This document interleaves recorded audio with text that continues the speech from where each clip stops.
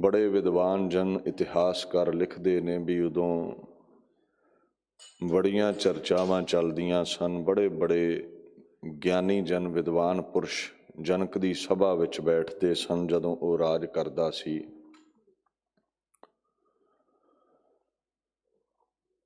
ਹੁਣ ਰਾਜਾ ਜਨਕ ਜੋ ਹੋਇਆ ਹੈ ਇਤਿਹਾਸ ਦੇ ਵਿੱਚ ਬੜਾ ਮਹਾਨ ਪਾਤਰ ਸਮਝਿਆ ਗਿਆ ਹੈ।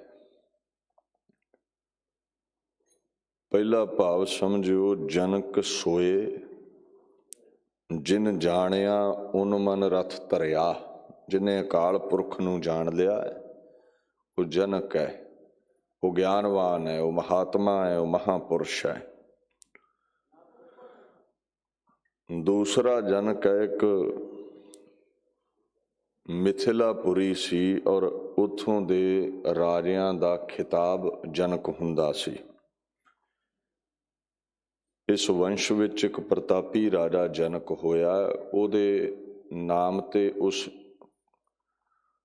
ਵੰਸ਼ ਦੇ ਜਿੰਨੇ ਵੀ ਰਾਜੇ ਸਨ, ਉਸ ਡਾਇਨੈਸਟੀ ਦੇ ਜਿੰਨੇ ਵੀ ਮਾਲਕ ਸਨ, ਸਾਰਿਆਂ ਨੂੰ ਜਨਕ ਲਕਬ ਮਿਲਿਆ ਸੀ। ਵਾਲਮੀਕ ਕਾਂਡ ਦੇ ਵਿੱਚ ਵੀ ਇਹਦਾ ਜ਼ਿਕਰ ਹੈ। ਹੋਰ ਵੀ ਅਨੇਕਾਂ ਸਨਾਤਨ ਮਤ ਦੇ ਧਾਰਮਿਕ ਗ੍ਰੰਥਾਂ ਵਿੱਚ ਇਹਦਾ ਜ਼ਿਕਰ ਹੈ।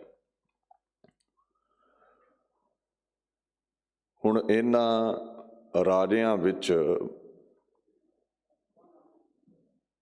ਇੱਕ ਮਹਾਂਪੁਰਸ਼ ਹੋਏ ਨੇ ਜੋ ਰਾਮ ਚੰਦਰ ਜੀ ਦੇ ਸਹੁਰਾ ਸਨ, ਸੀਤਾ ਜੀ ਦੇ ਪਿਤਾ ਸਨ। ਸੀਰ ਧਵਜ ਉਹਨਾਂ ਦਾ ਨਾਮ ਸੀ, ਪ੍ਰਚਲਿਤ ਜਨਕ ਕਰਕੇ ਹੀ ਹੋਏ। ਔਰ ਗੁਰੂ ਗ੍ਰੰਥ ਸਾਹਿਬ ਨੇ ਇਸ ਮਹਾਂਪੁਰਸ਼ ਨੂੰ ਮੁਕਤ ਦੱਸਿਆ ਹੈ। ਜਪਿਓ ਨਾਮ ਸੁਖ ਜਨਕ ਗੁਰ ਬਚਨੀ, ਹਰ ਹਰ ਸਰਣ ਪਰੇ। ਭਗਤ ਵਸ਼ਲ ਹਰ ਨਾਮ ਕ੍ਰਿਤਾਰਥ, ਗੁਰਮੁਖ ਕਿਰਪਾ ਕਰੇ। ਕਹਿੰਦੇ ਰਾਜਾ ਜਨਕ ਜੀ ਨੇ ਅਸ਼ਟਾਵਕਰ ਨੂੰ ਗੁਰੂ ਧਾਰਿਆ, ਉਪਦੇਸ਼ ਲੈ ਕੇ ਪਰਮਾਤਮਾ ਦੇ ਗੀਤ ਗਾਏ, ਪਰਮਾਤਮਾ ਦੀ ਸ਼ਰਨ ਆਏ।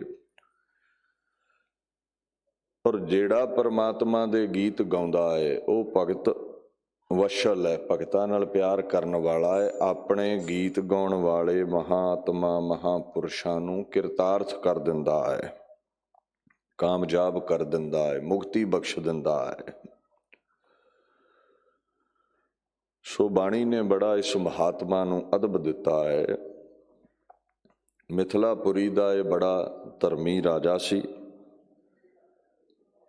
ਇੱਕ ਸ਼ਿਵਜੀ ਦਾ ਇਹਦੇ ਕੋਲ ਧਨੁਸ਼ ਸੀ, ਉਹਦੀ ਇਹ ਪੂਜਾ ਕਰਿਆ ਕਰਦਾ ਸੀ। ਕੁਝ ਮਹਾਂਪੁਰਸ਼ ਮਹਾਤਮਾ ਰਾਜਾ ਜਨਕ ਨੂੰ ਮਿਲੇ ਨੇ। ਬੜਾ ਗਿਆਨਵਾਨ ਜਾਣ ਕੇ ਸਹਿ ਸੁਭਾਅ ਪੁੱਛ ਲਿਆ, ਰਾਜਨ ਕੋ ਗੁਰੂ ਧਾਰਨ ਕੀਤਾ ਹੈ? ਰਾਜਾ ਨੇ ਜਵਾਬ ਦਿੱਤਾ, ਜੀ ਕੋਈ ਗੁਰੂ ਨਹੀਂ ਧਾਰਿਆ, ਮੈਂ ਤੇ ਸ਼ਿਵ ਦੇ ਧਨੁਸ਼ ਦੀ ਪੂਜਾ ਕਰਦਾ ਹਾਂ। ਮਹਾਂਪੁਰਸ਼ ਆਖਣ ਲੱਗੇ ਵੀ ਠੀਕ ਹੈ, ਤੂੰ ਪੂਜਾ ਕਰਦਾ ਹੈ ਪਰ ਇਹ ਸਫਲੀ ਨਹੀਂ ਹੋਣੀ। ਤੈਨੂੰ ਗਿਆਨ ਵੀ ਹੈ ਪਰ ਇਹ ਸਫਲਾ ਨਹੀਂ ਹੋਣਾ। ਹੁਣ ਘਰ ਬੈਠੇ ਬੱਚੇ ਕਿਤਾਬਾਂ ਪੜ੍ਹੀ ਵੀ ਜਾਣ, ਜੇ ਵਿਦਿਆਲੇ ਵਿੱਚ ਸਕੂਲ ਵਿੱਚ ਦਾਖਲਾ ਨਾ ਲੈਣ ਤੇ ਡਿਗਰੀ ਥੋੜ੍ਹਾ ਮਿਲ ਚੱਲੀ ਹੈ। ਗੁਰੂ ਧਾਰਨਾ ਪਵੇਗਾ, ਫਿਰ ਤੁਹਾਡੀ ਭਗਤੀ ਸਫਲ ਹੋ ਸਕਦੀ ਹੈ। ਆਪਣੇ ਵਜ਼ੀਰਾਂ ਨਾਲ ਮਸ਼ਵਰਾ ਕੀਤਾ, ਮਜਲਿਸ ਵਿੱਚ ਬੈਠੇ ਵੀ ਮੈਂ ਗੁਰੂ ਧਾਰਨਾ ਹੈ। ਮਹਾਤਮਾ ਇਹ ਉਪਦੇਸ਼ ਕਰਕੇ ਗਏ ਨੇ ਔਰ ਮਹਾਨ ਰਾਜਾ ਜਨਕ ਹੈ, ਗੁਰੂ ਵੀ ਬੜਾ ਗਿਆਨਵਾਨ ਚਾਹੀਦਾ ਹੈ। ਮੁਨੀ ਜਨ ਪੰਡਿਤ ਜਨ ਵੇਦਾਚਾਰਿਆ, ਬੜੇ ਬੜੇ ਵਿਦਵਾਨ ਮੇਰੀ ਸਭਾ 'ਚ ਬੁਲਾਏ ਜਾਣ। ਇਸੇ ਤਰ੍ਹਾਂ ਹੀ ਵਜ਼ੀਰਾਂ ਨੇ ਭਾਰਤ ਵਰਸ਼ ਦੇ ਬੜੇ ਵੱਡੇ ਵੱਡੇ ਵਿਦਵਾਨ ਸੱਦੇ। ਮਿਥਿਲਾਪੁਰੀ ਦੇ ਵਿੱਚ ਵੱਡਾ ਇਕੱਠ ਹੋਇਆ ਤੇ ਰਾਜਾ ਜਨਕ ਐਲਾਨ ਕਰਦਾ ਹੈ ਵੀ ਦੇਖੋ ਮਹਾਂਪੁਰਸ਼ੋ, ਮੈਂ ਧਾਰਨਾ ਹੈ ਗੁਰੂ,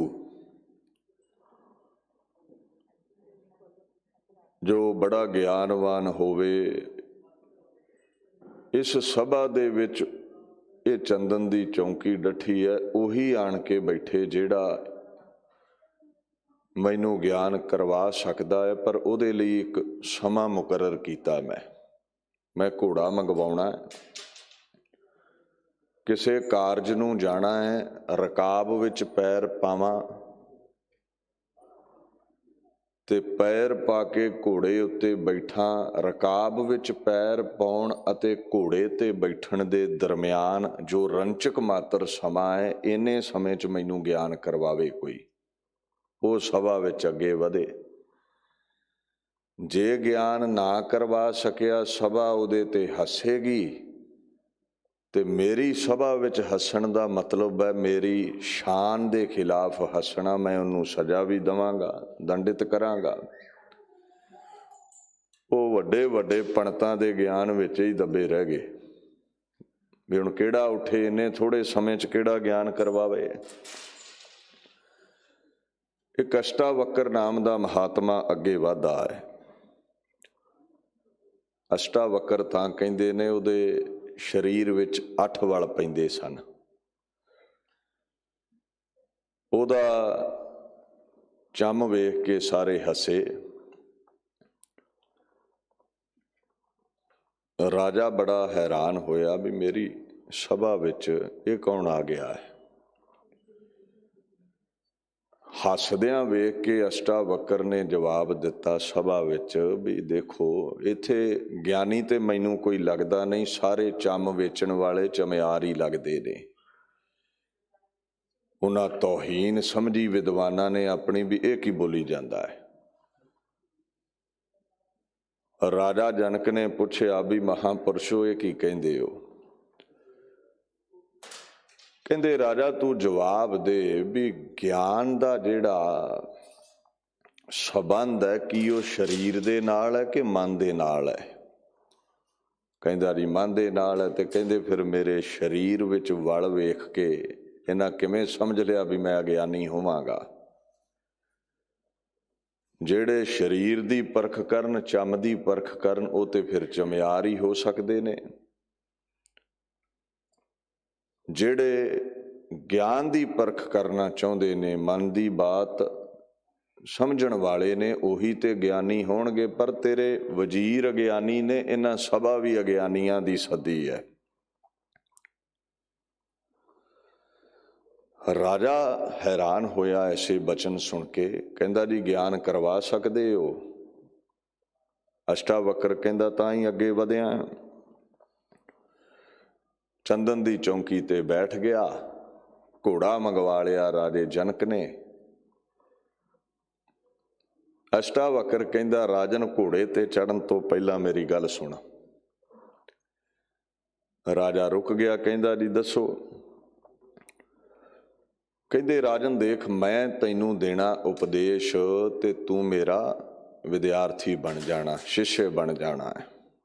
ਤੂੰ ਕਹਿੰਦਾ ਉਹ ਤੇ ਠੀਕ ਹੈ, ਬਣਾਂਗਾ। ਕਹਿੰਦੇ ਫਿਰ ਦਰਅਸਲ ਗੱਲ ਇਹ ਹੈ ਵੀ ਜਦੋਂ ਕਿਸੇ ਨੂੰ ਆਪਾਂ ਗੁਰੂ ਧਾਰਦੇ ਹਾਂ ਨਾ, ਆਪਾਂ ਆਪਣੇ ਗੁਰੂ ਨੂੰ ਦਸ਼ਣਾ ਦਿੰਦੇ ਆ ਤੇ ਉਪਦੇਸ਼ ਲੈ ਕੇ ਤੂੰ ਮੈਨੂੰ ਦਸ਼ਣਾ ਦੇਵੇਂਗਾ, ਦਾਨ ਦੇਵੇਂਗਾ।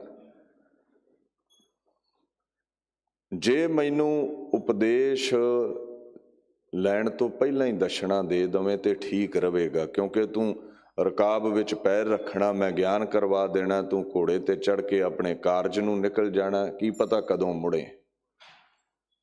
ਤੇ ਰਾਜਾ ਕਹਿੰਦਾ ਇਹ ਵੀ ਠੀਕ ਹੈ, ਕਾਰਜ ਵੀ ਮੈਨੂੰ ਬੜਾ ਜ਼ਰੂਰੀ ਹੈ, ਮੈਂ ਰੁਕ ਨਹੀਂ ਸਕਦਾ। ਠੀਕ ਹੈ, ਤੁਸੀਂ ਦੱਸੋ ਦਸ਼ਣਾ ਕੀ ਚਾਹੀਦੀ ਹੈ, ਪਹਿਲਾਂ ਦੇ ਦਿੰਦਾ।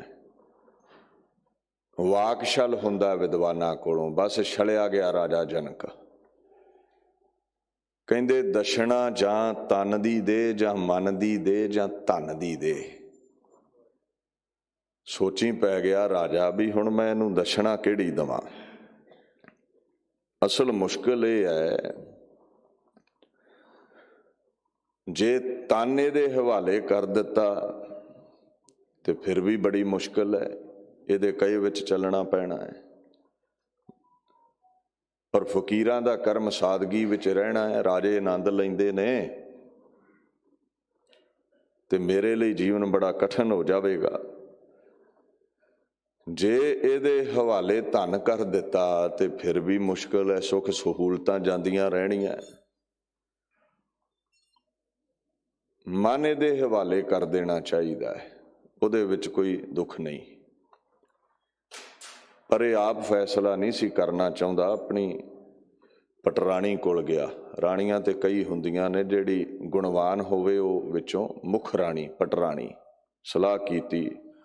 ਉਹ ਕਹਿੰਦੀ ਰਾਜਾ ਦੇਖ, ਜੇ ਤਨ ਦਾਨ ਕਰ ਦਿੱਤਾ, ਇਹ ਫਕੀਰ ਹੈ, ਨਾਲ ਲੈ ਕੇ ਤੁਰ ਪਵੇਗਾ ਤੈਨੂੰ। ਰਾਜ ਭਾਗ ਜਾਂਦਾ ਰਹਿਣਾ ਹੀ, ਜੀਵਨ 'ਚੋਂ ਰੰਗੀਨੀ ਜਾਂਦੀ ਰਹਿਣੀ ਹੈ। ਧਨ ਦੇ ਦਿੱਤਾ, ਹਾਲਤ ਫਿਰ ਇਹੀ ਹੋਣੀ ਹੈ। ਮਨ ਦੇਣ ਵਿੱਚ ਕੋਈ ਬੁਰਾਈ ਨਹੀਂ, ਕੋਈ ਬੋਝ ਨਹੀਂ ਤੇਰੇ ਤੇ, ਜਾ ਦੇ ਦੇ। ਰਾਜਨ ਸਭਾ ਵਿੱਚ ਜਾ ਕੇ ਕਹਿੰਦਾ ਜੀ ਤੁਹਾਨੂੰ ਆਪਣਾ ਮਨ ਦਿੰਦਾ ਹਾਂ।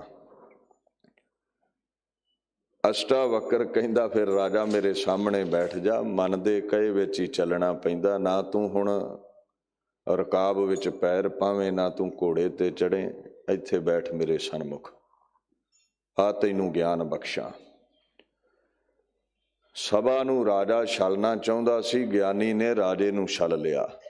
ਹੁਣ ਜਿਹਦਾ ਮਨ ਹੋ ਜਾਵੇ ਉਹਦਾ ਫਿਰ ਕਿਹਾ ਮੰਨਣਾ ਪੈਂਦਾ ਹੈ।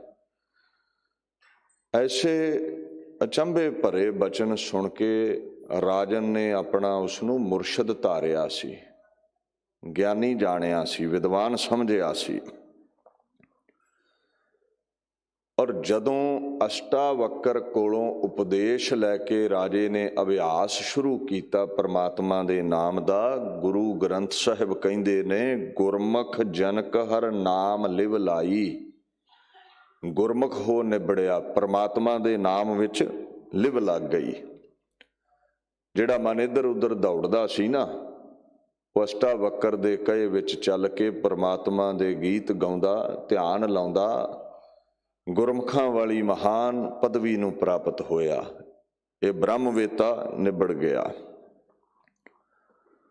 ਔਰ ਇਸ ਰਾਜੇ ਜਨਕ ਦੀ ਵਡਿਆਈ ਗੁਰੂ ਗ੍ਰੰਥ ਸਾਹਿਬ ਵਿੱਚ ਲਿਖੀ ਹੈ। ਭਾਈ ਗੁਰਦਾਸ ਜੀ ਨੇ ਇਸ ਮਹਾਤਮਾ ਦੇ ਜੀਵਨ ਚੋਂ ਇੱਕ ਸਾਖੀ ਪ੍ਰਗਟ ਕੀਤੀ ਹੈ। ਭਗਤ ਵੱਡਾ ਰਾਜਾ ਜਨਕ ਹੈ, ਗੁਰਮੁਖ ਮਾਇਆ ਵਿੱਚ ਉਦਾਸੀ। ਦੇਵ ਲੋਕ ਨੂੰ ਚੱਲਿਆ, ਗਣ ਗੰਧਰਵ ਸਭਾ ਸੁਖਵਾਸੀ।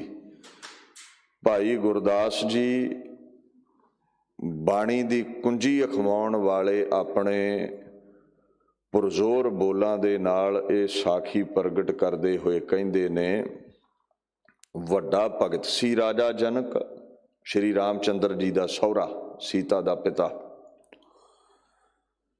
ਗੁਣ ਇਹਦੇ ਵਿੱਚ ਮਹਾਨ ਇਹ ਸੀ ਵੀ ਇਹ ਰਾਜ ਭਾਗ ਵਿੱਚ ਰਹਿੰਦਾ ਹੋਇਆ ਕਮਲ ਦੇ ਫੁੱਲ ਦੀ ਨਿਆਈ ਉਪਰਾਮ ਸੀ, ਜਿਵੇਂ ਉਹ ਛੱਪੜ ਵਿੱਚ ਰਹਿ ਕੇ ਵੀ ਉਪਰਾਮ ਹੁੰਦਾ ਹੈ। ਰਾਣੀਆਂ, ਮਾਇਆ, ਦੌਲਤਾਂ, ਸ਼ੋਹਰਤਾਂ, ਤਖਤੋ ਤਾਜ, ਸਭ ਕੁਝ ਭੋਗਦਾ ਹੋਇਆ ਵੀ ਉਪਰਾਮ ਸੀ। ਸੰਸਾਰ 'ਚ ਰਹਿੰਦਿਆਂ ਵੀ ਸੰਸਾਰ ਨਾਲ ਮਨ ਨਹੀਂ ਲਾਇਆ, ਨਿਰੰਕਾਰ ਨਾਲ ਬਿਰਤੀ ਜੋੜ ਕੇ ਰੱਖੀ ਹੈ। ਜਦੋਂ ਅੰਤ ਸਮਾਂ ਆਇਆ, ਜਾਣਾ ਤੇ ਸਭ ਨੂੰ ਪੈਂਦਾ ਹੈ ਨਾ ਸੰਤ ਰਹਿੰਦਾ ਨਾ ਸਾਖਤ ਰਹਿੰਦਾ ਹੈ। ਰਾਣਾ ਰਾਉ ਨਾ ਕੋ ਰਹਿ ਰੰਗ ਨਾ ਤੁੰਗ ਫਕੀਰ, ਵਾਰੀ ਆਪੋ ਆਪਣੀ ਕੋਈ ਨਾ ਬੰਦਾ। ਧੀਰ ਨਾ ਰਾਜਾ ਰਵੇ, ਨਾ ਰੰਕ ਰਵੇ, ਨਾ ਸੰਤ ਰਵੇ, ਨਾ ਸਾਖਤ ਰਵੇ। ਸਰੀਰ ਮਿੱਟੀ ਦਾ ਬਣਿਆ ਹੈ, ਮਿੱਟੀ 'ਚ ਮਿਲੇਗਾ। ਗੁਰਮੁਖ ਉਹ ਹੈ ਜਿਹਨੇ ਸਰੀਰ ਮਿੱਟੀ ਵਿੱਚ ਮਿਲਣ ਤੋਂ ਪਹਿਲਾਂ ਆਪਣੀ ਜੋਤ ਨੂੰ ਪਰਮਾਤਮਾ ਵਿੱਚ ਮਿਲਾ ਲਿਆ। ਚੱਲਿਆ ਹੈ ਦੇਵ ਲੋਕ ਨੂੰ, ਪਰਮਾਤਮਾ ਦੇ ਗੀਤ ਗਾਉਂਦਾ ਸੀ। ਬੜੇ ਬੜੇ ਗਣ ਗੰਧਰਵ ਇਸ ਨੂੰ ਲੈਣ ਆਏ। ਜੰਪੁਰ ਗਿਆ ਪੁਕਾਰ ਸੁਣ, ਵਿਲਾਵਨ ਜੀ ਨਰਕ ਨਿਵਾਸੀ। ਧਰਮ ਰਾਏ ਨੂੰ ਆਖਿਆਨ, ਸਭਨਾ ਕੀ ਕਰ ਬੰਦ ਖਲਾਸੀ।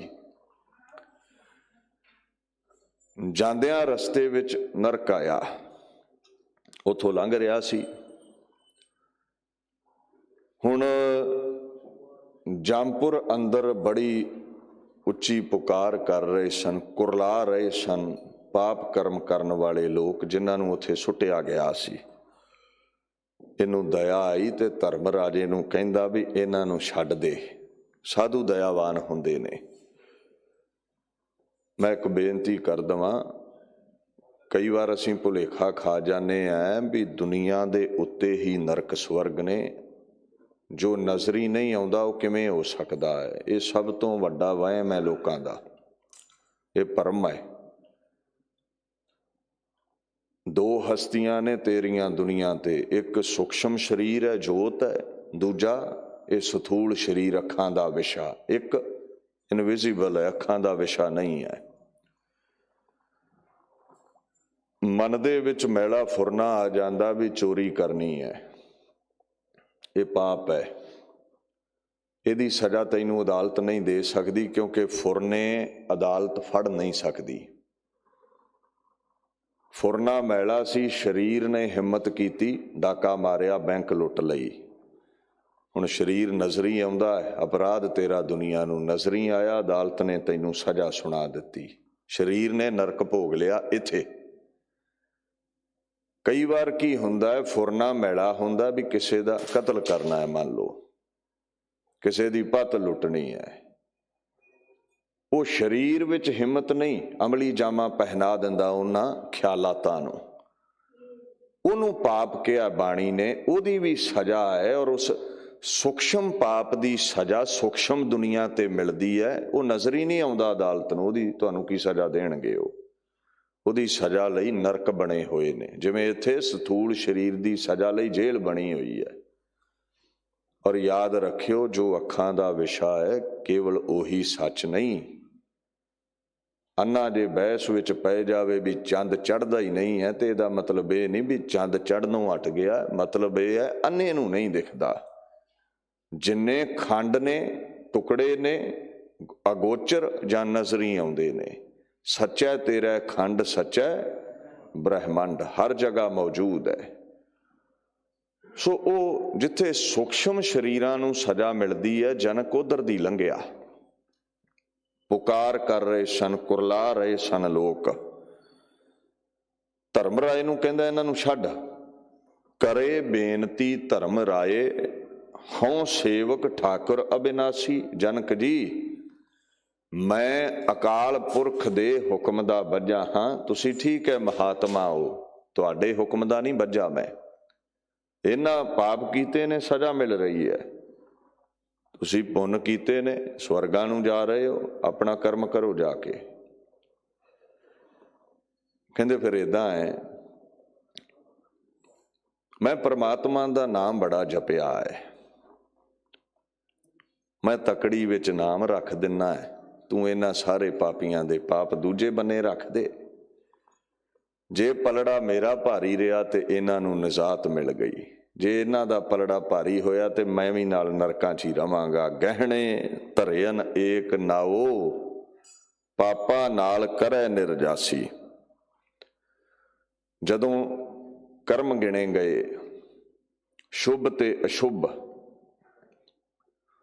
ਕਿਤਨੇ ਸਵਾਸਾਂ ਨਾਲ ਨਾਮ ਜਪਿਆ ਹੈ, ਨਿਰੰਕਾਰ ਨੂੰ ਉਪਾਸ਼ਕ ਹੋ ਕੇ ਯਾਦ ਕੀਤਾ ਹੈ, ਤੇ ਕਿਤਨੇ ਸਵਾਸਾਂ ਨਾਲ ਬੁਰੇ ਕਰਮ ਹੋਏ ਨੇ, ਸੰਸਾਰੀ ਕਰਮ ਹੋਏ ਨੇ, ਗਿਣਤੀ ਮਿਣਤੀ ਚੱਲ ਪਈ। ਭਾਈ ਗੁਰਦਾਸ ਕਹਿੰਦੇ ਨੇ, ਪਾਸੰਗ ਪਾਪ ਨਾ ਪੁੱਜਨੀ, ਗੁਰਮੁਖ ਨਾਉ ਅਤੁਲ ਨਾ ਤੁਲਾਸੀ। ਨਾਮ ਉਸ ਮਹਾਂਪੁਰਸ਼ ਨੇ ਇੰਨਾ ਜਪਿਆ ਸੀ ਜਨਕ ਨੇ, ਕਹਿੰਦੇ ਸਾਰੇ ਨਰਕਾਂ ਦੇ ਪਾਪੀ ਜੀਵਾਂ ਦੇ ਪਾਪ ਚੌਥਾ ਹਿੱਸਾ ਵੀ ਅੱਗੇ ਨਹੀਂ ਟਿਕੇ। ਨਾਮ ਦਾ ਪਲੜਾ ਭਾਰੀ ਰਿਹਾ। ਨਰਕੋਂ ਛੁੱਟੇ ਜੀ ਜੰਤ, ਕੱਟੀ ਗਲਹੋਂ ਸਿਲਕ ਜਮ ਫਾਸੀ, ਮੁਕਤ ਜੁਗਤ ਨਾਵੈ ਦੀ ਦਾਸੀ। ਭਾਈ ਗੁਰਦਾਸ ਕਹਿੰਦੇ ਨੇ, ਨਰਕ ਖਾਲੀ ਕਰ ਦਿੱਤੇ ਉਸ ਦਿਨ ਰਾਜਾ ਜਨਕ ਨੇ। ਭਾਵ ਇਹ ਸਮਝਾਇਆ ਹੈ ਵੀ ਨਾਮ ਦੀ ਮਹਾਨਤਾ ਬੜੀ ਮਹਾਨ ਹੈ। ਇੱਕ ਨਾਮ ਦਾ ਕਿਣਕਾ ਲੱਖਾਂ ਪਾਪ ਸਾੜ ਕੇ ਸੁਆਹ ਕਰ ਦਿੰਦਾ। ਜਿਵੇਂ ਇੱਕ ਚੰਗਿਆੜੀ ਟੰਨਾ ਟੰਨ ਰੂਹ ਨੂੰ ਸਾੜ ਕੇ ਸੁਆਹ ਕਰਦੀ ਹੈ, ਜੰਗਲਾਂ ਦੇ ਜੰਗਲ ਉਜਾੜ ਦਿੰਦੀ ਹੈ, ਸਾੜ ਦਿੰਦੀ। ਇਹਨੂੰ ਬਾਣੀ ਕੀ ਕਹਿੰਦੀ ਹੈ? ਆਪ ਮੁਕਤ ਕਰੈ ਸੰਸਾਰ, ਨਾਨਕ ਤਿਸ ਜਨ ਕੋ ਸਦਾ ਨਮਸਕਾਰ। ਜਨ ਫਾਰਸੀ ਦਾ ਲਫ਼ਜ਼ ਹੈ। ਸੁਹਾਗਣ ਨੂੰ, ਤੀਵੀਂ ਨੂੰ ਕਹਿੰਦੇ ਨੇ। ਸਾਧੂ ਰੱਬ ਦੀਆਂ ਸੁਹਾਗਣਾ ਹੁੰਦੇ ਨੇ। ਸੰਸਕ੍ਰਿਤ ਵਿੱਚ ਜਨ ਮਹਾਤਮਾ ਮਹਾਂਪੁਰਸ਼ ਨੂੰ ਕਹਿੰਦੇ ਨੇ। ਸੋ ਉਹਨਾਂ ਮਹਾਂਪੁਰਸ਼ਾਂ ਨੂੰ ਸਦਾ ਹੀ ਨਮਸਕਾਰਾਂ ਨੇ, ਜਿਹੜੇ ਆਪ ਮੁਕਤ ਨੇ ਤੇ ਹੋਰਾਂ ਦੇ ਬੰਧਨ ਕੱਟ ਦਿੰਦੇ ਨੇ। The Gurmukh himself is liberated and he liberates the universe। ਆਪ ਤੇ ਉਹ ਮੁਕਤ ਹੈ, ਉਹ ਲੱਖਾਂ ਜੀਵਾਂ ਨੂੰ ਤਾਰ ਦਿੰਦਾ ਹੈ। ਐਸੀ ਪਹੁੰਚ ਦਾ ਉਹ ਮਹਾਤਮਾ ਮਾਲਕ ਹੁੰਦਾ ਹੈ। ਖੈਰ, ਰਾਜਾ ਜਨਕ ਦਾ ਰਾਜ ਸੱਚ ਦਾ ਰਾਜ ਸੀ, ਗਿਆਨ ਦਾ ਰਾਜ ਸੀ। ਅਗਿਆਨ ਮਿਟਿਆ ਹੋਇਆ ਸੀ ਉਦੋਂ। ਐ ਗੁਰੂ ਅਰਜਨ ਦੇਵ ਮਹਾਰਾਜ, ਕੱਲ ਸੁਹਾਰ ਭੱਟ ਜੀ ਕਹਿੰਦੇ ਨੇ, ਤੁਹਾਡਾ ਰਾਜ ਗਿਆਨ ਦਾ ਰਾਜ ਹੈ। ਉਹ ਤ੍ਰੇਤੇ ਦਾ ਮਹਾਤਮਾ ਸੀ ਰਾਜਾ ਜਨਕ। ਤੁਸੀਂ ਕਲਯੁਗ ਵਿੱਚ ਸਤਯੁਗ ਵਰਤਾ ਦਿੱਤਾ ਹੈ। ਸੱਚ ਦੀ ਆਵਾਜ਼ ਤੁਸੀਂ ਬੁਲੰਦ ਕੀਤੀ ਹੈ। ਤੁਹਾਡੇ ਤੋਂ ਅਕਾਲ ਪੁਰਖ ਦਾ ਨਾਮ ਗਿਆਨ ਪ੍ਰਗਟ ਹੈ, ਜਿਹੜਾ ਲੋਕਾਈ ਨੂੰ ਤਾਰਨੇ ਵਾਲਾ ਹੈ। ਭਾਈ ਸਾਹਿਬ ਭਾਈ ਨੰਦ ਲਾਲ ਨੇ ਫਾਰਸੀ ਵਿੱਚ ਹਮਾਇਤ ਕੀਤੀ ਹੈ ਇਸ ਗਿਆਨ ਨੂੰ ਪ੍ਰਗਟ ਕਰਨ ਦੀ, ਵੀ ਗੁਰੂ ਅਰਜਨ ਸਾਹਿਬ ਦੇ ਜ਼ਿਹਨ ਚੋਂ ਰੱਬੀ ਬਾਣੀ ਦਾ ਆਗਾਜ਼ ਹੋਇਆ। ਫਿਰ ਸਾਰੇ ਮਹਾਂਪੁਰਸ਼ਾਂ, ਮਹਾਤਮਾ, ਗੁਰੂ ਸਾਹਿਬਾਨਾਂ, ਭਗਤਾਂ ਦੀ ਬਾਣੀ ਨੂੰ ਸਾਂਭ ਸੰਭਾਲਣ ਦਾ ਕਰਮ ਵੀ ਗੁਰੂ ਪਾਤਸ਼ਾਹ ਦੇ ਪੱਲੇ ਪਾਇਆ ਅਕਾਲ ਪੁਰਖ ਨੇ। ਉਹ ਭਾਈ ਨੰਦ ਲਾਲ ਕਹਿੰਦੇ, ਜਿਹੜੇ ਗੁਰੂ ਅਰਜਨ ਸਾਹਿਬ ਨੇ ਨਾ, ਬਾਣੀ ਦਾ ਝਰਨਾ ਨੇ। ਅਜ਼ੋ ਨਜ਼ਮ ਕਾਲੇ ਹੱਕ ਅੰਦੇਸ਼ੇਰਾ, ਬਦੋ ਨਸਕ ਇਲਮੇ ਯਕੀਨ ਪੇਸ਼ੇਰਾ। ਇਹਦਾ ਮਤਲਬ ਸਮਝਿਓ। ਨਜ਼ਮ ਦਾ ਭਾਵ ਹੁੰਦਾ ਹੈ ਪ੍ਰਬੰਧ। ਇੱਥੇ ਗੱਲਾਂ ਲਫ਼ਜ਼ ਹੈ, ਭਾਵ ਬਾਣੀ। ਐ ਗੁਰੂ ਅਰਜਨ ਦੇਵ ਮਹਾਰਾਜ, ਰੱਬੀ ਵਿਚਾਰ ਵਾਲੀ ਬਾਣੀ ਦਾ ਪ੍ਰਬੰਧ ਤੁਹਾਡੇ ਤੋਂ ਪ੍ਰਗਟ ਹੈ। ਨਸਕ ਲਫ਼ਜ਼ ਹੁੰਦਾ ਹੈ ਸ਼ਾਂਤੀ, ਵਿਵਸਥਾ, ਗਿਆਨ ਦੀ ਵਿਵਸਥਾ, ਸਹਿਜ ਦੀ ਵਿਵਸਥਾ। ਤੁਹਾਡੀ ਬਾਣੀ ਕਰਕੇ, ਤੁਹਾਡੇ ਗਿਆਨ ਕਰਕੇ ਦੁਨੀਆ ਦੇ ਉੱਤੇ ਸਿਦਕ ਤੇ ਭਰੋਸਾ ਬੱਝਾ ਪਰਮਾਤਮਾ ਦੇ ਪ੍ਰਤੀ। ਲੋਕਾਈ ਦੇ ਅੰਦਰ ਸਹਿਜ ਪ੍ਰਗਟ ਹੋਇਆ, ਗਿਆਨ ਪ੍ਰਗਟ ਹੋਇਆ। ਗਿਆਨ ਪ੍ਰਗਟ ਹੁੰਦਿਆਂ ਹੀ ਸਹਿਜ ਸ਼ਾਂਤੀ ਆ ਗਈ। ਲੋਕਾਂ ਦੇ ਪਾਪ ਮਿਟਣ ਲੱਗੇ। ਜਦੋਂ ਪਾਪ ਮਿਟਣ ਲੱਗੇ, ਲੋਕਾਂ ਦਾ ਤਪਣਾ ਮੁੱਕ ਗਿਆ, ਆਨੰਦ ਵਿੱਚ ਲੋਕ ਰਹਿਣ ਲੱਗੇ। ਇਸ ਪ੍ਰਕਾਰ ਦੇ ਨਾਲ ਗੁਰੂ ਅਰਜਨ ਸਾਹਿਬ ਤੁਹਾਡੇ ਅੰਦਰੋਂ ਬਾਣੀ ਫੁੱਟੀ ਹੈ ਅਕਾਲ ਪੁਰਖ ਦੇ ਹੁਕਮ ਵਿੱਚ। ਇੱਕ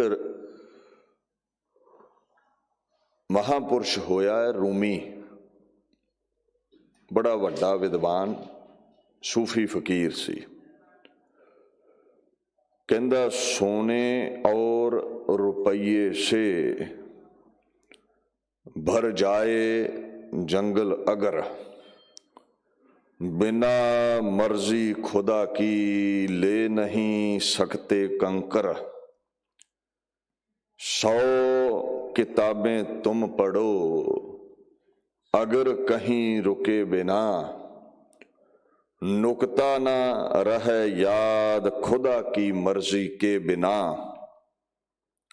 और गर खिदमत करी ना पढ़ी एक किताब, गिरे बांके अंदर से आ जाते इल्म नायाब। ਕਹਿੰਦਾ ਇਹ ਸਾਰੀ ਖੇਡ ਪਰਮਾਤਮਾ ਦੇ ਹੱਥ ਵਿੱਚ ਹੈ, ਵਿਦਿਆ ਵਾਲੀ। ਕਰਮਾਂ ਵਿੱਚ ਹੋਵੇ ਨਾ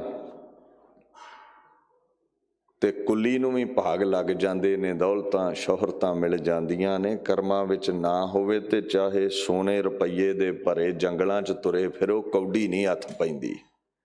ਕਈ ਵਾਰ ਦੌਲਤਾਂ ਸ਼ੋਹਰਤਾਂ ਬੜੀਆਂ ਹੁੰਦੀਆਂ, ਬੰਦੇ ਨੂੰ ਭੋਗਣ ਦਾ ਮੌਕਾ ਹੀ ਨਹੀਂ ਦਿੰਦਾ ਪ੍ਰਮਾਤਮਾ। ਸਮਾਂ ਐਸਾ ਆ ਜਾਂਦਾ ਹੈ, ਤਬਦੀਲੀ ਐਸੀ ਆ ਜਾਂਦੀ ਹੈ, ਮੌਤ ਸਿਰ ਤੇ ਖਲੋਤੀ ਹੁੰਦੀ ਹੈ। ਜਦੋਂ ਮਰ ਜਾਂਦਾ ਲੋਕ ਕਹਿੰਦੇ ਨੇ, ਲੈ ਸਾਰੀ ਉਮਰ ਕਮਾਉਂਦਾ ਰਿਹਾ, ਹੁਣ ਭੋਗਣ ਦਾ ਟਾਈਮ ਸੀ ਤੇ ਜਾਂਦਾ ਰਿਹਾ, ਜੇ ਸੁੱਖ ਲੈਣ ਦਾ ਸਮਾਂ ਸੀ ਤੇ ਤੁਰ ਪਿਆ। ਤੇ ਕਈਆਂ ਨੂੰ ਬਿਨਾਂ ਮਸ਼ੱਕਤ ਘਾਲਿਆਂ ਹੀ ਝੋਲੀਆਂ ਭਰੀਆਂ ਮਿਲ ਜਾਂਦੀਆਂ ਨੇ। ਇਹ ਸਾਰੀ ਮਰਜ਼ੀ ਪ੍ਰਮਾਤਮਾ ਦੀ ਹੈ। ਸੰਪੇ ਦੀ ਪ੍ਰਾਪਤੀ ਉਹਨਾਂ ਨੂੰ ਜਿਨ੍ਹਾਂ ਤੇ ਪ੍ਰਮਾਤਮਾ ਦੀ ਮਿਹਰ ਹੈ। ਦੂਸਰੀ ਉਦਾਹਰਣ ਦਿੰਦੇ ਨੇ, ਕਹਿੰਦੇ ਕਈ ਲੋਕ ਬੜੀ ਵਿਦਿਆ ਪੜ੍ਹਦੇ ਨੇ,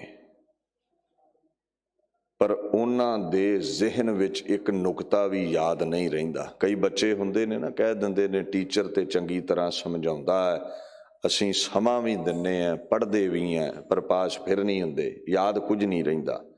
ਕਈ ਇੱਦਾਂ ਦੇ ਬੱਚੇ ਹੁੰਦੇ ਨੇ, ਇੱਕ ਵਾਰ ਅੱਖਾਂ ਦੇ ਹੇਠੋਂ ਪੁਸਤਕ ਨਿਗਾਹ ਲੈਣ ਸਭ ਯਾਦ ਹੋ ਜਾਂਦਾ। ਇਹ ਉੱਚੀ ਸੁਰਤ ਅਕਾਲ ਪੁਰਖ ਬਖਸ਼ਦਾ ਹੈ।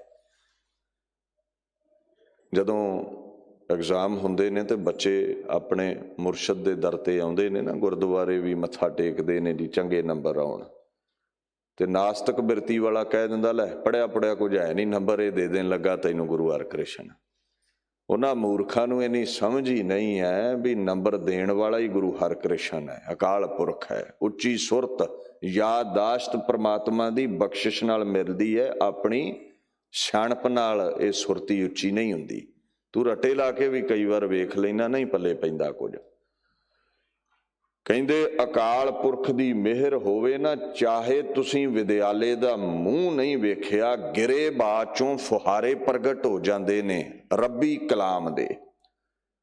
ਉਦਾਹਰਣ ਵਜੋਂ ਭਗਤਾਂ ਦੇ ਜੀਵਨ ਪੜ੍ਹੋ। 15 ਭਗਤ ਗੁਰੂ ਗ੍ਰੰਥ ਸਾਹਿਬ ਦੀ ਬਾਣੀ 'ਚ ਬੈਠੇ ਨੇ, ਔਰ ਬ੍ਰਾਹਮਣ ਦੀ ਵਰਣ ਵੰਡ ਅਨੁਸਾਰ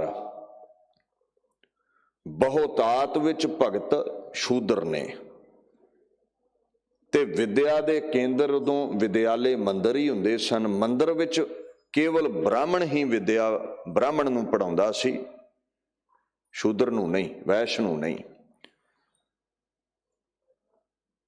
ਹੁਣ ਇਹ ਜਿੰਨੇ ਵੀ ਭਗਤ ਨੇ, ਜਦੋਂ ਇਹਨਾਂ ਦੀ ਬਾਣੀ ਪੜ੍ਹਦੇ ਹੋ, ਪਰਸ਼ੀਅਨ ਵਿੱਚ ਵੀ ਸ਼ਬਦ ਨੇ, ਫਾਰਸੀ ਵਿੱਚ,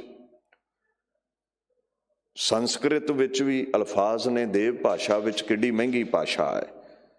ਹੁਣ ਬਾਬੇ ਕਬੀਰ ਨੂੰ ਤੇ ਕਿਸੇ ਨੇ ਵਿਦਿਆਲੇ ਦਾ ਮੂੰਹ ਨਹੀਂ ਵੇਖਣ ਦਿੱਤਾ। ਬਾਬਾ ਧੰਨਾ ਜੱਟ ਹੈ, ਵੈਸ਼ਾਂ ਚ ਆਉਂਦਾ ਹੈ, ਤੇ ਵੈਸ਼ਾਂ ਨੂੰ ਤੇ ਉਹ ਮੰਦਰ ਚ ਵੜਨ ਨਹੀਂ ਸੀ ਦਿੰਦੇ।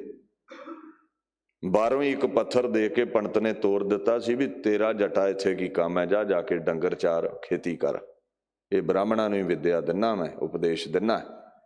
ਉਹ ਗਲੋਂ ਲਾਇਆ ਸੀ ਆਪਣੇ ਵੱਲੋਂ ਨੇ, ਠਾਕੁਰ ਦੇ ਕੇ, ਪਰ ਅਕਾਲ ਪੁਰਖ ਪ੍ਰਗਟ ਕੀਤਾ ਬਾਬੇ ਧੰਨੇ ਨੇ। ਬਾਬਾ ਨਾਮਦੇਵ, ਦੁਨੀਆ ਕਹਿੰਦੀ ਭਾਈ ਤੂੰ ਸ਼ੀਂਬਾ ਹੈ, ਤੂੰ ਸ਼ੂਦਰ ਹੈ, ਤੂੰ ਮੰਦਰ 'ਚ ਕੀ ਲੈਣ ਆਇਆ, ਧੱਕੇ ਮਾਰ ਕੇ ਮੰਦਰ 'ਚੋਂ ਕੱਢ ਦਿੱਤਾ ਗਿਆ। ਤੁਸੀਂ ਰੋਜ਼ ਬਾਣੀ ਵਿੱਚ ਪੜ੍ਹਦੇ ਹੋ ਨਾ, ਜਿਉਂ ਜਿਉਂ ਨਾਮਾ ਹਰ ਗੁਣ ਉਚਰੈ, ਭਗਤ ਜਨਾਂ ਕੋ ਦੇਹੁਰਾ ਫਿਰੈ। ਪ੍ਰਮਾਤਮਾ ਨੇ ਵੇਖਿਆ ਭਗਤ ਮੇਰਾ ਮੰਦਰ 'ਚੋਂ ਕੱਢ ਦਿੱਤਾ, ਉਹਨੇ ਮੰਦਰ ਦਾ ਮੁਖੀ ਭਗਤ ਵੱਲ ਘੁਮਾ ਦਿੱਤਾ, ਪੰਡਤਾਂ ਵੱਲ ਪਿੱਠ ਕਰ ਦਿੱਤੀ ਸੀ ਮੰਦਰ ਦੀ। ਪ੍ਰਮਾਤਮਾ ਜੋ ਚਾਹੇ ਕਰ ਸਕਦਾ ਹੈ, ਉਹਦੇ ਹੱਥ ਵਿੱਚ ਹੈ ਸਾਰੀ ਖੇਡ। ਹੁਣ ਸਮਝਿਓ, ਇਹ ਕੋਈ ਸ਼ੂਦਰ ਹੈ, ਵਰਣ ਵੰਡ ਅਨੁਸਾਰ ਕੋਈ ਵੈਸ਼ ਹੈ, ਇਹਨਾਂ ਨੂੰ ਵਿਦਿਆ ਕਿੱਥੋਂ ਪ੍ਰਗਟ ਹੋ ਗਈ ਜਿਹੜੇ ਪੜ੍ਹੇ ਹੀ ਨਹੀਂ ਕਦੀ। ਬਸ ਧਿਆਨ ਅਕਾਲ ਪੁਰਖ ਦੇ ਦਰ ਵੱਲ ਲਾਇਆ, ਉਪਦੇਸ਼ ਗੁਰਾਂ ਤੋਂ ਕੇਵਲ ਇੰਨਾ ਹੀ ਮਿਲਿਆ, ਰਾਮ ਕੇ ਰਾਮ ਕਹੋ, ਬਹਿ ਗਿਆ ਕਬੀਰ ਚੌਂਕੜਾ ਲਾ ਕੇ। ਐਸੇ ਨਾਯਾਬ ਇਲਮ ਅੰਦਰੋਂ ਪ੍ਰਗਟ ਹੋਏ। ਕਬੀਰ ਜੀ ਦੀ ਬਾਣੀ ਏਡੀ ਮਹਿੰਗੀ ਹੈ, ਬੰਦਾ ਹੈਰਾਨ ਰਹਿ ਜਾਂਦਾ ਹੈ। ਜਿੰਨੀ ਮਰਜ਼ੀ ਦੁਨਿਆਵੀ ਵਿਦਿਆ ਹੋਵੇ, ਰੱਬੀ ਝਰਨੇ ਥੋੜ੍ਹਾ ਫੁੱਟਦੇ ਨੇ। ਕਿੰਨੇ ਦੁਨੀਆ ਦੇ ਪ੍ਰੋਫੈਸਰ ਨੇ, ਕਿੰਨੇ ਵਿਦਵਾਨ ਜਨ ਨੇ, ਕਿਸੇ ਨੂੰ ਬਾਣੀ ਪ੍ਰਗਟ ਹੋਈ ਹੈ ਨਹੀਂ। ਹੁਣ ਭੱਟਾਂ ਦੀ ਜਿਹੜੀ ਬਾਣੀ ਮੈਂ ਤੁਹਾਡੇ ਨਾਲ ਸਾਂਝੀ ਕਰ ਰਿਹਾ, ਇਹ ਤੇ ਬ੍ਰਾਹਮਣ ਨੇ, ਮਹਾਤਮਾ ਨੇ, ਮਹਾਂਪੁਰਸ਼ ਨੇ, ਗੁਰੂ ਨਾਨਕ ਦੇ ਘਰ ਆਏ ਗੁਰੂ ਰਾਮਦਾਸ ਗੁਰੂ ਅਰਜਨ ਸਾਹਿਬ ਦੇ ਸਿੱਖ ਹੋ ਗਏ, ਚਰਨਾ ਅੰਮ੍ਰਿਤ ਲੈ ਕੇ, ਪੈਰ ਧੋਏ ਚਰਨਾ ਅੰਮ੍ਰਿਤ ਪਾਵੇ। ਇਹਨਾਂ ਨੂੰ ਇਲਮ ਪ੍ਰਗਟ ਹੋਣਾ ਹੋਰ ਬਾਤ ਹੈ, ਵਿਦਵਾਨ ਸਨ, ਪਰ ਭਗਤਾਂ ਨੂੰ ਇਹ ਨਾਯਾਬ ਇਲਮ ਪ੍ਰਗਟ ਹੋਇਆ ਬਿਨਾਂ ਦੁਨਿਆਵੀ ਵਿਦਿਆ ਤੋਂ। ਇਹ ਬੜੀ ਵੱਡੀ ਕਰਾਮਾਤ ਹੈ। ਰੂਮੀ ਜੀ ਇਹ ਸਮਝਾਉਂਦੇ ਨੇ, ਪਰਮਾਤਮਾ ਤਰੁੱਠ ਕੇ ਕਈਆਂ ਨੂੰ ਆਪਣੇ ਗੀਤ ਬਖਸ਼ ਦਿੰਦਾ ਹੈ। ਸੋ ਗੁਰੂ ਅਰਜਨ ਸਾਹਿਬ ਉਹ ਸਾਰੀ ਰੱਬੀ ਬਾਣੀ ਨੂੰ ਇੱਕ ਗ੍ਰੰਥ ਵਿੱਚ ਇਕੱਤਰ ਕਰਦੇ ਨੇ। ਇਹ ਪ੍ਰਬੰਧ ਉਹਨਾਂ ਨੇ ਕੀਤਾ ਹੈ ਦੁਨੀਆ ਨੂੰ ਗਿਆਨ ਬਖਸ਼ਣ ਲਈ, ਔਰ ਸਭ ਤੋਂ ਵੱਧ ਕੇ ਬਾਣੀ ਵੀ ਉਹਨਾਂ ਪ੍ਰਗਟ ਕੀਤੀ ਹੈ। ਸ੍ਰੀ ਗੁਰੂ ਗ੍ਰੰਥ ਸਾਹਿਬ ਵਿੱਚ ਜੋ ਦਰਜ ਹੈ, ਭਾਈ ਗੁਰਦਾਸ ਜੀ ਤੋਂ ਜੋ ਰਾਮਸਰ ਦੇ ਕੰਢੇ ਅੰਮ੍ਰਿਤਸਰ ਸਾਹਿਬ 1660 ਬਿਕਰਮੀ ਸੰਮਤ ਵਿੱਚ ਲਿਖਾਉਣੀ ਸ਼ੁਰੂ ਕੀਤੀ, 1661 ਬਿਕਰਮੀ ਸੰਮਤ ਵਿੱਚ ਇਹ ਗ੍ਰੰਥ ਸੰਪੂਰਨ ਹੋਇਆ। ਨਾਮ ਕੀ ਰੱਖਿਆ ਗਿਆ? ਸ਼੍ਰੀ ਆਦ ਗ੍ਰੰਥ ਸਾਹਿਬ। ਆਦ ਪਰਮਾਤਮਾ ਜਿਸ ਦੇ ਬੋਲ ਭਗਤਾਂ ਸੰਤਾਂ ਰਾਹੀਂ ਪ੍ਰਗਟ ਹੋਏ, ਤਾਂ ਆਦ ਗ੍ਰੰਥ ਕਿਹਾ ਹੈ। ਔਰ ਪਤਾ ਗੁਰੂ ਅਰਜਨ ਸਾਹਿਬ ਨੇ ਕੀ ਕਿਹਾ? ਸਿੱਖਾਂ ਪੁੱਛਿਆ ਜੀ ਇਹ ਬਾਣੀ ਤੁਹਾਡੀ ਹੈ? ਵੇਖੋ ਨਿਰਮਾਣਤਾ। ਕਹਿੰਦੇ ਨਹੀਂ, ਹਉ ਆਪੋ ਬੋਲ ਨਾ ਜਾਣਦਾ, ਮੈਂ ਕਹਿਆ ਸਭ ਹੁਕਮਾਓ ਜੀਓ। ਇਹ ਪਰਮਾਤਮਾ ਦੇ ਬੋਲ ਨੇ, ਮੈਂ ਉਹਦੇ ਹੁਕਮ ਵਿੱਚ ਪ੍ਰਗਟ ਕੀਤੇ ਨੇ ਮਨੁੱਖਾ ਜਾਮਾ ਧਾਰ ਕੇ। ਸੋ ਗੁਰੂ ਅਰਜਨ ਸਾਹਿਬ ਸੱਚੇ ਪਾਤਸ਼ਾਹ ਤੋਂ ਗਿਆਨ ਦਾ ਰਾਜ ਪ੍ਰਗਟ ਹੋਇਆ, ਜਨਕ ਰਾਜ ਪ੍ਰਗਟ ਹੋਇਆ। ਲੋਕਾਂ ਦਾ ਅਗਿਆਨ ਇਸ ਬਾਣੀ ਨੇ ਮਿਟਾ ਦਿੱਤਾ। ਲੋਕਾਈ ਨੂੰ ਪ੍ਰਭੂ ਦਾ ਰਸਤਾ ਦਰਸਾ ਦਿੱਤਾ। ਅਗਿਆਨ ਦਾ ਅੰਧਕਾਰ ਖਤਮ ਕਰਕੇ ਪਰਮਾਤਮਾ ਦੀ ਪ੍ਰਾਪਤੀ ਦਾ ਰਸਤਾ ਸਭ ਨੂੰ ਦਿਖਾਇਆ। ਦੀਨ ਦੁਨੀਆ ਦੇ ਮਾਲਕ ਗੁਰੂ ਅਰਜਨ ਦੇਵ ਮਹਾਰਾਜ ਜੀ ਨੇ ਤਾਂ ਭੱਟ ਸਾਹਿਬ ਕਹਿੰਦੇ ਨੇ, ਐ ਗੁਰੂ ਅਰਜਨ ਸਾਹਿਬ, ਤੁਹਾਡੀ ਅਜ਼ਮਤ, ਤੁਹਾਡੀ ਬਰਕਤ ਹੈ। ਤੁਸੀਂ ਰੱਬੀ ਬਾਣੀ ਦਾ ਪ੍ਰਬੰਧ ਚਲਾਉਣ ਵਾਲੇ ਹੋ, ਪ੍ਰਬੰਧ ਕਰਨ ਵਾਲੇ ਹੋ। ਬੜਾ ਲੰਬੇਰਾ ਇਤਿਹਾਸ ਹੈ ਸ੍ਰੀ ਗੁਰੂ ਗ੍ਰੰਥ ਸਾਹਿਬ ਜੀ ਦੀ ਰਚਨਾ ਦਾ, ਔਰ ਇਹ ਬਾਣੀ ਪ੍ਰਗਟ ਕਰਨ ਵਾਲੇ ਲਈ ਭੱਟਾਂ ਨੇ, ਗੁਰੂ ਗ੍ਰੰਥ ਸਾਹਿਬ ਨੇ ਇਹ ਮੋਹਰ ਲਾਈ ਹੈ, ਅਸੰਭਵ ਉਦਵਿਓ ਪੁਰਖ ਪੂਰਨ ਵਿਧਾਤੋ। ਅਕਾਲ ਪੁਰਖ ਨੂੰ ਲੋਕ ਕਹਿੰਦੇ ਨੇ ਅਜਨਮਾ ਹੈ, ਨਿਰਗੁਣ ਤੌਰ ਤੇ ਪ੍ਰਗਟ ਹੈ, ਸਾਰਿਆਂ ਚੋਂ ਦੀ ਜੋਤ ਹੈ, ਘਟ ਘਟ ਮੈਂ ਹਰਜੂ ਬਸੈ। ਅਖੀਰੀ ਇੱਕ ਆਕਾਰ ਨਹੀਂ ਧਾਰਦਾ।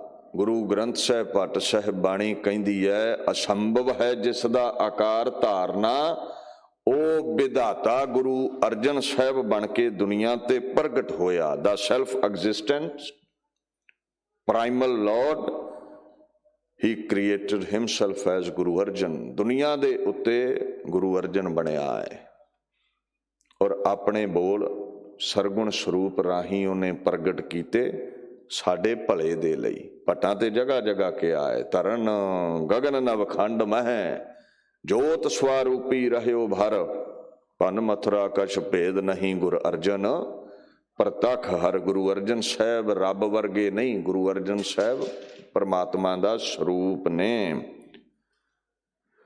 ਸੋ ਦੀਨ ਦੁਨੀਆ ਦੇ ਮਾਲਕ ਗੁਰੂ ਅਰਜਨ ਸਾਹਿਬ ਨੇ ਬਾਣੀ ਦਾ ਪ੍ਰਬੰਧ ਕੀਤਾ ਲੋਕਾਈ ਦੇ ਤਾਰਨੇ ਲਈ, ਲੋਕਾਈ ਨੂੰ ਮੁਕਤੀ ਪ੍ਰਦਾਨ ਕਰਨ ਦੇ ਲਈ। ਤੇ ਪੁੱਛੋ ਜੀ ਉਹਨਾਂ ਕਿਸੇ ਸਕੂਲ ਵਿਦਿਆਲੇ ਜਾ ਕੇ ਬਾਣੀ ਸਿੱਖੀ ਹੈ? ਭੱਟ ਕਹਿੰਦੇ ਨਹੀਂ, ਤੈਂ ਜਨਮਤ ਗੁਰਮਤ ਬ੍ਰਹਮ ਪਛਾਣਿਓ। ਤੁਸੀਂ ਪ੍ਰਗਟ ਹੋਣ ਦੇ ਸਮੇਂ ਤੋਂ ਹੀ ਬ੍ਰਹਮ ਦਾ ਰੂਪ ਹੋ, ਬ੍ਰਹਮ ਦੀ ਪਹਿਚਾਣ ਵਾਲੇ ਹੋ। ਪ੍ਰਗਟ ਸਮੇਂ ਤੋਂ ਹੀ ਤੁਹਾਨੂੰ ਗਿਆਨ ਸੀ, ਕੱਲ ਜੋੜ ਕਰ ਸੁਜਸ ਵਖਾਣਿਓ। ਸੋ ਇਹ ਬਾਤ ਕੱਲ ਸੁਹਾਰ ਜੀ ਕਹਿ ਰਹੇ ਨੇ, ਐ ਦੀਨ ਦੁਨੀਆ ਦੇ ਮਾਲਕ ਗੁਰੂ ਅਰਜਨ ਸਾਹਿਬ, ਗਿਆਨ ਦਾ ਪ੍ਰਬੰਧ ਤੁਸੀਂ ਲੋਕਾਈ ਤੇ ਕੀਤਾ। ਲੋਕਾਈ ਨੂੰ ਤਾਰਨੇ ਦੇ ਲਈ ਮਹਾਨ ਬਾਣੀ ਪ੍ਰਗਟ ਕੀਤੀ। ਜਿਹੜਾ ਵੀ ਉਸ ਬਾਣੀ ਨੂੰ ਸੁਣਦਾ ਹੈ, ਪੜ੍ਹਦਾ ਹੈ, ਜ਼ਿਹਨ ਵਿੱਚ ਟਿਕਾਉਂਦਾ ਹੈ, ਉਹ ਰੋਗਾਂ ਤੋਂ ਸੋਗਾਂ ਤੋਂ ਮੁਕਤੀ ਪਾ ਲੈਂਦਾ ਹੈ। ਚਹੋ ਜੁਗ ਮਹਿ ਅੰਮ੍ਰਿਤ ਸਾਚੀ ਬਾਣੀ, ਤੇਰੀ ਬਾਣੀ ਚੌਹਾਂ ਜੁਗਾਂ ਵਿੱਚ ਸੱਚੀ ਹੈ। ਨਾਨਕ ਜੁਗ ਜੁਗ ਗੁਰ ਗੋਪਾਲਾ, ਐ ਗੁਰੂ ਗੋਪਾਲ ਤੂੰ ਪ੍ਰਗਟ ਹੋ ਕੇ ਬਾਣੀ ਉਹ ਮਨੁੱਖਤਾ ਨੂੰ ਬਖਸ਼ੀ ਹੈ, ਲੋਕਾਈ ਦੇ ਭਲੇ ਹਿੱਤ, ਲੋਕਾਈ ਨੂੰ ਤਾਰਨੇ ਲਈ। ਔਰ ਇੱਥੇ ਜਿਹੜਾ ਵੀ ਇਸ ਬਾਣੀ ਨਾਲ ਜੁੜੇਗਾ, ਚਾਰ ਵਰਣ ਚਾਰ ਆਸ਼ਰਮ ਹੈ, ਕੋਈ ਮਿਲੈ ਗੁਰੂ ਗੁਰ ਨਾਨਕ, ਸੋ ਆਪ ਤਰੈ ਕੁਲ ਸਗਲ ਤਰਾਧੋ। ਚਾਹੇ ਤੂੰ ਭਾਈ ਕਿਸੇ ਧਰਮ ਚੋਂ ਹੈ, ਕਿਸੇ ਵਰਨ ਚੋਂ ਹੈ, ਤੂੰ ਬ੍ਰਾਹਮਣ ਹੈ, ਛਤਰੀ ਹੈ, ਸ਼ੂਦ ਹੈ, ਵੈਸ਼ ਹੈ, ਕਿੱਥੋਂ ਬਿਲੋਂਗ ਕਰਦਾ ਹੈ, ਕੋਈ ਮਤਲਬ ਨਹੀਂ। ਅਕਾਲ ਪੁਰਖ ਦੀ ਬਾਣੀ, ਅਕਾਲ ਪੁਰਖ ਦੇ ਗੀਤ ਗਾ, ਆਵਾਜ਼ ਦੇ। ਜਿਹੜਾ ਆਵਾਜ਼ ਦਵੇ, ਕਿਸੇ ਦੇ ਘਰ ਅੱਗੇ ਆਵਾਜ਼ ਦਿਓ, ਕੋਈ ਵੀ ਆਵਾਜ਼ ਦਵੇ, ਆਪਾਂ ਦਰਵਾਜ਼ਾ ਖੋਲ ਦਿੰਦੇ। ਰੱਬ ਦੇ ਜਿਹੜਾ ਗੀਤ ਗਾਵੇਗਾ ਉਹ ਦਰਵਾਜ਼ਾ ਖੋਲ ਕੇ ਮਿਲੇਗਾ, ਉਹ ਪ੍ਰਗਟ ਹੋ ਕੇ ਮਿਲੇਗਾ। ਸੋ ਐਸੀ ਇਹ ਬਾਣੀ ਦੀ ਮਹਿਮਾ ਹੈ ਜੋ ਦੀਨ ਦੁਨੀਆ ਦੇ ਮਾਲਕ ਗੁਰੂ ਅਰਜਨ ਸਾਹਿਬ ਤੋਂ ਪ੍ਰਗਟ ਹੋਈ ਹੈ। ਇਸ ਬਾਣੀ ਨੂੰ ਪੜ੍ਹੋ, ਗਾਓ, ਜਪੋ। ਸਤਿਗੁਰ ਕੀ ਬਾਣੀ ਸਤ ਸਤ ਕਰ ਜਾਣਹੁ, ਗੁਰ ਸਿੱਖੋ ਹਰ ਕਰਤਾ ਆਪ ਮੋਹ ਕਢਾਏ। ਅਕਾਲ ਪੁਰਖ ਦੀ ਇਹ ਬਾਣੀ ਸਤਿਗੁਰਾਂ ਦੇ ਮੁਖਾਰ ਬਿੰਦ ਤੋਂ ਅਕਾਲ ਪੁਰਖ ਨੇ ਆਪ ਪ੍ਰਗਟ ਕੀਤੀ ਹੈ। ਜਿਹੜਾ ਇਸ ਬਾਣੀ ਨੂੰ ਪੜ੍ਹੇਗਾ, ਜਪੇਗਾ ਭਾਈ ਜੀ, ਉਹਨੂੰ ਸੁੱਖ ਹੀ ਸੁੱਖ ਨੇ, ਉਹਦੇ ਜੀਵਨ ਵਿੱਚ ਆਨੰਦ ਹੀ ਆਨੰਦ ਹੈ। ਉਹ ਨਿਜਾਤ ਹਾਸਲ ਕਰ ਜਾਵੇਗਾ, ਮੁਕਤੀ ਹਾਸਲ ਕਰ ਜਾਵੇਗਾ। ਸੋ ਮਹਾਰਾਜ ਤੋਂ ਬਾਣੀ ਦਾ ਪ੍ਰਬੰਧ ਹੋਇਆ ਹੈ। ਮਹਾਰਾਜ ਨੇ ਬਾਣੀ ਦੁਨੀਆ ਤੇ ਪ੍ਰਗਟ ਕੀਤੀ ਹੈ ਸਾਨੂੰ ਤਾਰਨੇ ਦੇ ਲਈ। ਜਿਸ ਦਿਨ ਬਾਣੀ ਦਾ ਪ੍ਰਬੰਧ ਹੋ ਗਿਆ, ਬਾਬਾ ਬੁੱਢਾ ਜੀ ਨੂੰ ਪਹਿਲੇ ਗੁਰੂ ਕੇ ਵਜ਼ੀਰ ਸਾਜਿਆ ਹਰਿਮੰਦਰ ਸਾਹਿਬ ਪ੍ਰਕਾਸ਼ ਕਰਕੇ, ਤੇ ਹੁਕਮਨਾਮਾ ਕੀ ਆਇਆ ਸੀ, ਸੰਤਾਂ ਕੇ ਕਾਰਜ ਆਪ ਖਲੋਇਆ, ਹਰ ਕੰਮ ਕਰਾਵਣ ਆਇਆ ਰਾਮ। ਤਰਤ ਸੁਹਾਵੀ ਤਾਲ ਸੁਹਾਵਾ, ਵਿੱਚ ਅੰਮ੍ਰਿਤ ਜਲ ਛਾਇਆ ਰਾਮ। ਚੜ੍ਹਦੀ ਕਲਾ ਦਾ ਇਹ ਫੁਰਮਾਨ ਪ੍ਰਗਟ ਹੋਇਆ ਸੀ। ਅੰਮ੍ਰਿਤ ਜਲ ਛਾਇਆ ਪੂਰਨ ਸਾਜ ਕਰਾਇਆ, ਸਗਲ ਮਨੋਰਥ ਪੂਰੇ। ਜੈ ਜੈਕਾਰ ਭਇਆ ਜਗ ਅੰਤਰ ਲਾਥੇ ਸਗਲ ਵਸੂਰੇ। ਇਹ ਮਹਾਨ ਕਾਰਜ ਅਕਾਲ ਪੁਰਖ ਨੇ ਆਪ ਕਰਵਾਇਆ ਬਾਣੀ ਵਾਲਾ। ਜਿਹੜਾ ਵੀ ਇਸ ਬਾਣੀ ਨੂੰ ਪੜ੍ਹੇ ਜਪੇ, ਉਹਦੀ ਦੁਨੀਆ 'ਚ ਜੈ ਜੈਕਾਰ। ਵਸੂਰੇ ਤੋਂ ਭਾਵ ਹੈ ਉਹਦੇ ਝੋਰੇ ਮੁੱਕ ਜਾਣਗੇ, ਵਿਘਨ ਮੁੱਕ ਜਾਣਗੇ, ਉਹਨੂੰ ਸੁੱਖ ਹੀ ਸੁੱਖ ਪ੍ਰਾਪਤ ਹੋਵੇਗਾ। ਪਰ ਜਿਹੜਾ ਇਸ ਬਾਣੀ ਨੂੰ ਸਤ ਕਰਕੇ ਪੜ੍ਹੇ ਸੁਣੇ ਜਪੇਗਾ, ਗੁਰ ਸਿੱਖਾਂ ਕੇ ਮੂੰਹ ਉਜਲੇ ਕਰੇ ਹਰ ਪਿਆਰਾ। ਗੁਰ ਕਾ ਜੈਕਾਰ ਸੰਸਾਰ ਸ਼ਬਦ ਕਰਾਏ। ਉਸ ਗੁਰਮੁਖ ਦਾ ਮੂੰਹ ਉਜਲ, ਉਹ ਦੁਨੀਆ ਚੋਂ ਮੁਕਤ ਹੋ ਜਾਵੇਗਾ, ਨਿਜਾਤ ਹਾਸਲ ਕਰੇਗਾ। ਸੋ ਐਸੀ ਮੇਰੇ ਬਾਪੂ ਗੁਰੂ ਅਰਜਨ ਸਾਹਿਬ ਦੀ ਬਾਣੀ ਹੈ। ਮਹਾਰਾਜ ਦੀਨ ਦੁਨੀਆ ਦੇ ਮਾਲਕ ਕਹਿੰਦੇ ਨੇ, ਐਸੀ ਜਿਹੜੀ ਬਾਣੀ ਗੁਰੂ ਅਰਜਨ ਸਾਹਿਬ ਨੇ ਪ੍ਰਗਟ ਕੀਤੀ, ਕਲਯੁਗ ਦੇ ਅੰਧਕਾਰ ਵਿੱਚ ਬਾਣੀ ਦਾ ਐਸਾ ਦੀਵਾ ਬਾਲਿਆ। ਆਲੀਣਾ ਤੋਂ ਭਾਵ ਹੈ ਕਲਯੁਗ ਸਤਯੁਗ ਵਿੱਚ ਅਭੇਦ ਹੋ ਗਿਆ, ਸਤਯੁਗ ਦੁਨੀਆ ਤੇ ਪ੍ਰਗਟ ਹੋ ਗਿਆ, ਸੱਚ ਦੀ ਆਵਾਜ਼ ਬੁਲੰਦ ਹੋ ਗਈ। ਅੱਗੇ ਉਹ ਮਹਾਪੁਰਸ਼ ਭੱਟ ਸਾਹਿਬ ਕਹਿੰਦੇ ਨੇ, ਗੁਰ ਸ਼ਬਦੇ ਮਨ ਮਾਨਿਆ ਅਪਤੀਜੋ ਪਤੀਣਾ। ਗੁਰੂ ਦੇ ਸ਼ਬਦ ਨਾਲ ਜੋ ਜੁੜ ਜਾਵੇ, ਉਹਦਾ ਜਿਹੜਾ ਮਨ ਹੈ ਨਾ, ਅਪਤੀਜ ਹੈ। ਅਪਤੀਜ ਕੀ ਹੁੰਦਾ ਹੈ? ਜਿਹੜਾ ਸਿਦਕ 'ਚ ਨਾ ਆਵੇ, ਜਿਹਨੂੰ ਸ਼ਾਂਤੀ ਨਾ ਮਿਲੇ, ਜਿਹੜਾ ਟਿਕੇ ਹੀ ਨਾ। ਆਪਾਂ ਰੋਜ਼ ਕਹਿ ਦਿੰਦੇ ਨਾ, ਮਨ ਨਹੀਂ ਟਿਕਦਾ, ਦੌੜਿਆ ਫਿਰਦਾ ਹੈ। ਗੁਰੂ ਗ੍ਰੰਥ ਸਾਹਿਬ ਪਾਤਸ਼ਾਹ ਕਹਿੰਦੇ ਨੇ, ਸਿੱਖੋ,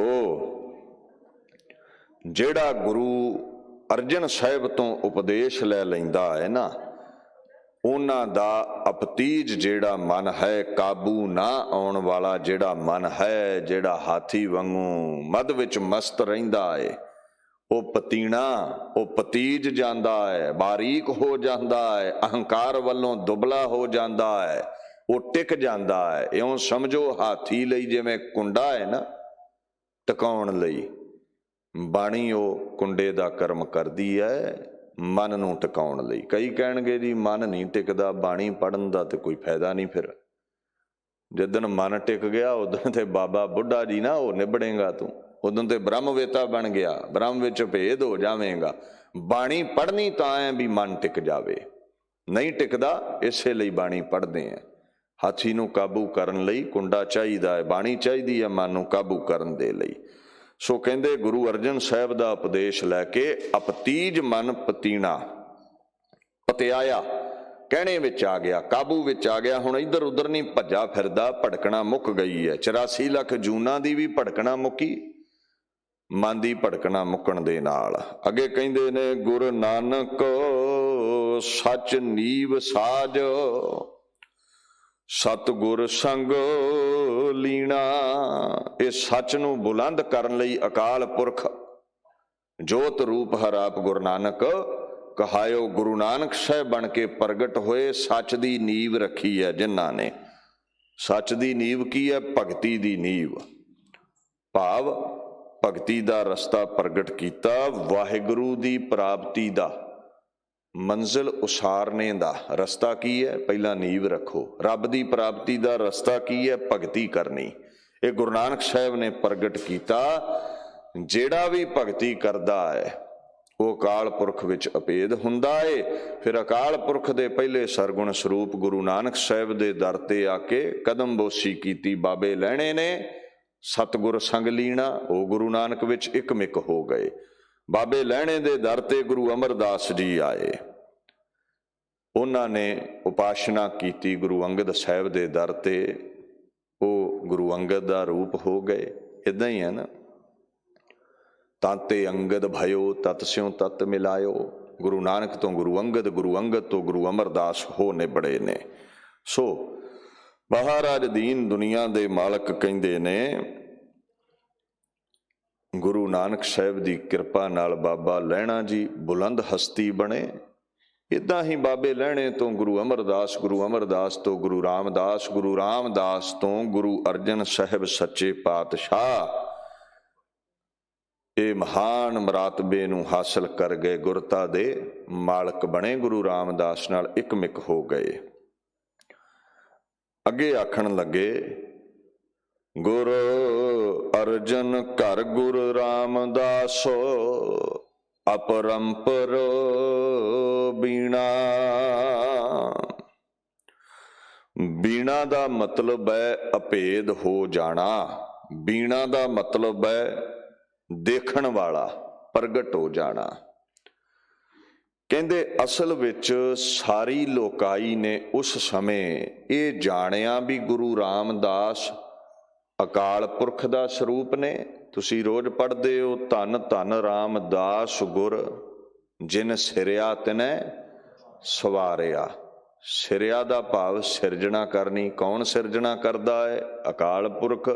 ਆਪਣੇ ਅਗੰਮੀ ਅਜ਼ਮਤ ਨੂੰ ਲੈ ਕੇ ਦੁਨੀਆ ਤੇ ਟਿਕਣ ਲਈ ਉਹਨੇ ਸਵਾਰਿਆ ਇੱਕ ਸਰੀਰ ਜਿਹਦਾ ਨਾਮ ਰਾਮਦਾਸ ਹੈ। ਫਿਰ ਕੀ ਕੀਤਾ ਜੀ? ਆਪ ਸਿਰਜਣਹਾਰ ਹੈ, ਧਾਰਿਆ, ਉਸ ਸਰੀਰ ਨੂੰ ਧਾਰ ਲਿਆ। ਦੁਨੀਆ ਨੇ ਜਾਣਿਆ ਗੁਰੂ ਰਾਮਦਾਸ ਅਕਾਲ ਪੁਰਖ ਦਾ ਸਰੂਪ ਨੇ। ਸਿੱਖੀ ਅਤੇ ਸੰਗਤੀ ਪਾਰ ਬ੍ਰਹਮ ਕਰ ਨਮਸਕਾਰਿਆ। ਹੁਣ ਉਹਦੇ ਬਾਅਦ ਜਦੋਂ ਗੁਰੂ ਅਰਜਨ ਸਾਹਿਬ ਉਸ ਘਰ ਵਿੱਚ ਪੈਦਾ ਹੋਏ, ਅਪਰੰਪਰ ਬੀਣਾ, ਦੁਨੀਆ ਅੰਦਰ ਜੋ ਨਹੀਂ ਸਮਾਉਂਦਾ, ਜਿਸ ਦਾ ਪਾਰਾਵਾਰ ਹੀ ਕੋਈ ਨਹੀਂ ਹੈ, ਜੋ ਅਪਰੰਪਰ ਹੈ, ਜਿਹੜਾ ਪੁੰਨਾ ਪਾਪਾਂ ਤੋਂ ਪਰੇ ਹੈ, ਸਿਲਸਿਲੇ ਤੋਂ ਰਹਿਤ ਹੈ, ਵੰਸ਼ ਤੋਂ ਰਹਿਤ ਹੈ, ਜਿਹਦੇ ਗੁਣਾਂ ਦਾ ਕੋਈ ਅੰਤ ਨਹੀਂ ਹੈ, ਉਹ ਆਦ ਪੁਰਖ, ਉਹ ਬੇਹੱਦ ਵੱਡੀਆਂ ਅਜ਼ਮਤਾਂ ਦਾ ਮਾਲਕ ਪਰਮ ਈਸ਼ਵਰ ਲੋਕਾਈ ਨੇ ਜਾਣਿਆ ਗੁਰੂ ਅਰਜਨ ਹੈ। ਬੀਣਾ ਤੋਂ ਭਾਵ ਗੁਰੂ ਅਰਜਨ ਨੂੰ ਉਹਨਾਂ ਦੇਖਿਆ ਵੀ ਅਕਾਲ ਪੁਰਖ ਦਾ ਸਰੂਪ ਨੇ, ਜਿਨ੍ਹਾਂ ਨੇ ਅਕਾਲ ਪੁਰਖ ਦੀ ਅਗੰਮੀ ਅਜ਼ਮਤ ਦੁਨੀਆ ਤੇ ਪ੍ਰਗਟ ਕੀਤੀ, ਚਾਹੇ ਗਿਆਨ ਹੈ ਚਾਹੇ ਕਰਾਮਾਤ ਹੈ। ਸੋ ਗੁਰੂ ਰਾਮਦਾਸ ਦਾ ਹੀ ਰੂਪ ਗੁਰੂ ਅਰਜਨ ਸਾਹਿਬ ਨੂੰ ਭੱਟ ਸਾਹਿਬ ਕਹਿੰਦੇ, ਲੋਕਾਈ ਨੇ ਸਮਝਣਾ ਕੀਤਾ ਹੈ। Guru Arjan is the embodiment of light। ਐਸੇ ਗੁਰੂ ਅਰਜਨ ਸਾਹਿਬ ਦੀ ਅਗੰਮੀ ਮਹਿਮਾ ਭੱਟ ਸਾਹਿਬ ਜੀ ਇਸ ਪਾਵਨ ਫੁਰਮਾਨ ਵਿੱਚ ਕਰਦੇ ਨੇ। ਗੁਰੂ ਅਰਜਨ ਸਾਹਿਬ ਦੇ ਗੀਤ ਗਾਉਣ ਵਾਲਾ ਮੁਕਤ ਹੈ, ਰੋਗ ਸੋਗ ਉਹਦੇ ਮਿਟ ਜਾਂਦੇ ਨੇ। ਦਾਸ ਇੱਥੇ ਹੀ ਵਿਚਾਰ ਨੂੰ ਸੰਕੋਚਦਾ ਹੋਇਆ ਫਤਿਹ ਅਰਜ਼ ਕਰਦਾ ਹੈ। ਵਾਹਿਗੁਰੂ ਜੀ ਕਾ ਖਾਲਸਾ, ਵਾਹਿਗੁਰੂ ਜੀ ਕੀ ਫਤਿਹ।